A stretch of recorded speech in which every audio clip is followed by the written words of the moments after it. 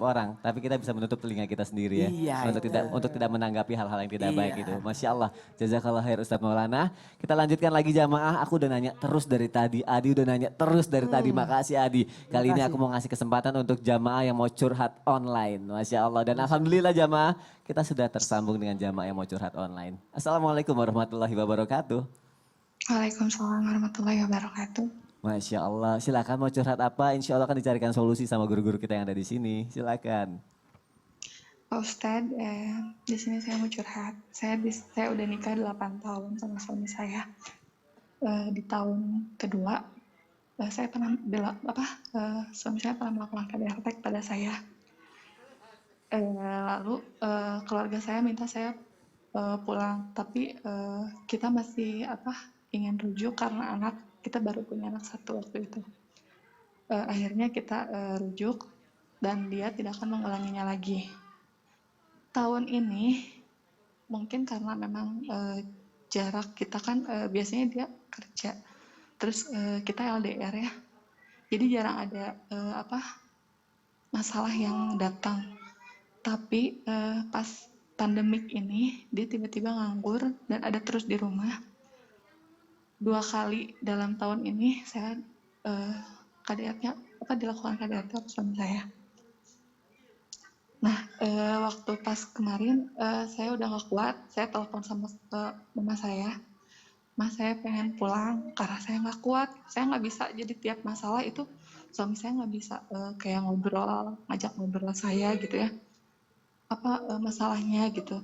Kenapa misalkan kan dia nggak suka kalau saya misalkan kalau bahasa Sundanya baut ya, kalau bahasanya itu baut ya atau cemberut gitu. Nah kenapa dia nggak bisa kalau misalkan dengar ada masalah gitu ya, saya cemberut nggak bisa. Nah terus pas saya kemarin pulang dia nelfon, maaf katanya jadi maafnya itu setelah saya pergi, bukan setelah dia melakukan KDRT kepada saya. Tapi dia sekarang pengen balik lagi. Saya bingung. Kalau misalkan ngomongin masalah sayangnya, namanya rumah tangga udah lama, pasti masih sayang. Terus saya juga mikirinnya liatin anak. Tapi saya bingung, orang tua saya udah gak suka. Minta solusinya Pak Ustadz bagaimana. Tapi dia gak mau nolak saya sampai saat ini, sampai kapanpun katanya. Sedangkan saya udah gugat cerai. Baik, itu aja Mbak. Gitu aja. Oke, aku recap dikit ya, koreksi saya kalau saya salah ya Mbak. Jadi Mbak sudah 8 tahun menikah dan suami Mbak sempat melakukan KDRT dan sudah berulang kali gitu ya melakukannya, bisa dibilang seperti itu ya.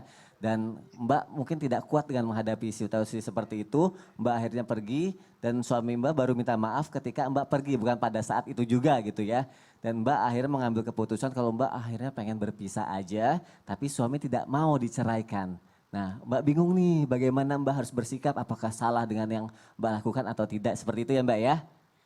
Ya, tambah lagi kan suami saya nggak mau nolak saya sampai kapanpun. Oke, baik, suaminya tidak mau menalak sampai kapanpun. Kalau gitu Mbak gini, Mbak tenang dulu, Mbak jangan bersedih dulu, insya Allah akan dicarikan solusi sama guru-guru kita yang ada di sini. Nanti akan dijawab sama Ustadz Maulana dan juga Ustadz Syihab, tapi Mbak jangan kemana-mana ya. Tetap di Islam itu indah dulu ya, tunggu ya. Gak apa-apa? Oke, Ya. jamaah juga jangan kemana-mana. Semoga ini juga bisa menjadi pelajaran juga buat kita dan mewakili perasaan-perasaan kita dan pertanyaan-pertanyaan jamaah yang ada di rumah. Jadi jamaah yang dimuliakan Allah tetap di Islam itu indah. Jamaah, oh jamaah, alhamdulillah.